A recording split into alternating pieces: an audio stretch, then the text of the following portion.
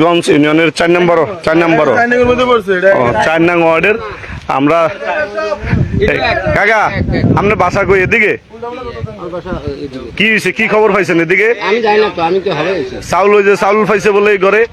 দেখলাম আর কি চাল গাড়ি তুলে ও আচ্ছা সাতানি বাজারে দোকান করে মিজান তার দোকান বাসার ভিতরে চাউল পায় ও জসিম সরি সাতানি বাজারে দোকান করে জসিম তার বাসায় সরকারি চাউল পাওয়া গেছিল 40 বস্তা ইতিমধ্যে চাল জব্দ করে থানায় নিয়ে যাচ্ছে এখানে প্রশাসনের পক্ষ থেকে লোকজন আসছে থানা থেকে লোকজন আসছে সেই চাল জব্দ করে থানায় নিয়েছে আমরা কথা বলছিলাম এখানকার যিনি বাসিন্দা রয়েছেন আপনার বাড়ি কি এখানে আপনার বাড়ি এদিকে এই ঘরটা কার জসিম এই যে এতগুলা চাল জসিমের ঘর থেকে উদ্ধার করা হলো জসিম কি কাজ করে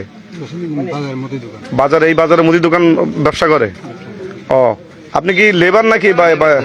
হ্যাঁ ও আপনি লেবার আচ্ছা ইয়া সৈদার সাহেব আপনি তো গ্রাম পুলিশ আপনি সৈদার না এই ফরজগঞ্জ ইউনিয়নের এখানে চাল পেয়েছেন কত বস্তা 34 বস্তা এখন চাল জব্দ করে কই নিয়ে যাচ্ছে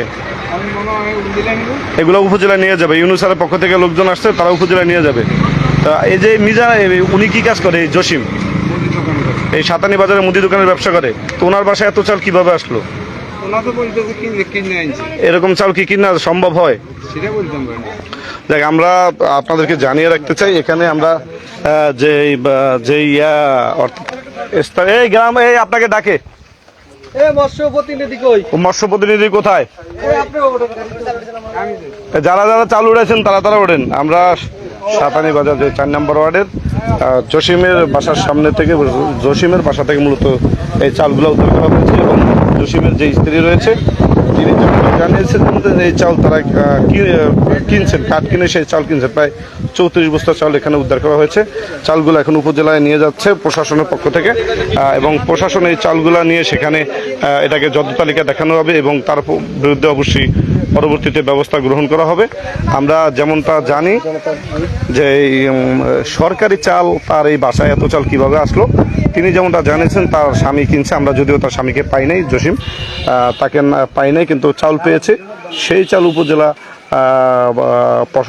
প্রশাসনের পক্ষ থেকে এবং পুলিশের সহায়তায় উদ্ধার করে উপজেলায় নিয়ে যাওয়া হচ্ছে